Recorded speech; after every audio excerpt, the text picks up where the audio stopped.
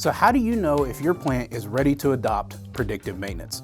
It's a common question and one that a lot in the industry are going towards. And while a lot of people play in predictive maintenance, very few do it really well. So if you haven't even gone down this road, let's look for some of the telltale signs based on my experience in the field of plants that are ready to adopt this kind of radical change in maintenance. First and foremost, if we are tired of failures.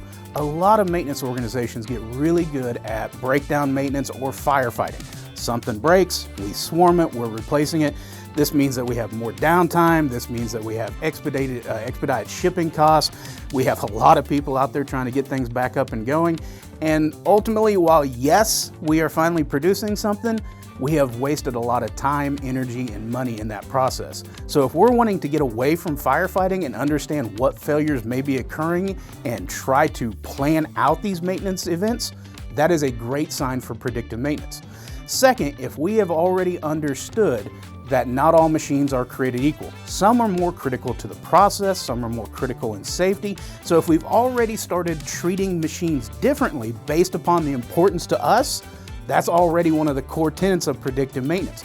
We're probably not going to do predictive maintenance on absolutely everything, so let's start with the most critical components. The ones that's going to save us the most money, the ones that could turn the lights off if they go down. This is a great place to already segment our machine classes to those that could really benefit from predictive maintenance right off the bat.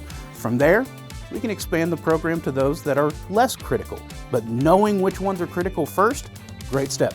Finally, if the culture is willing to accept a new way of doing things.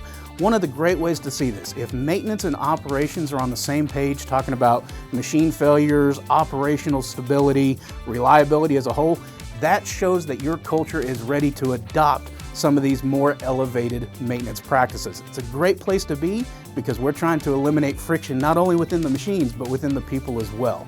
So if you're wanting to start in predictive maintenance, I highly recommend that you look at the solution from Asset Watch. You can find more information in the link in the description.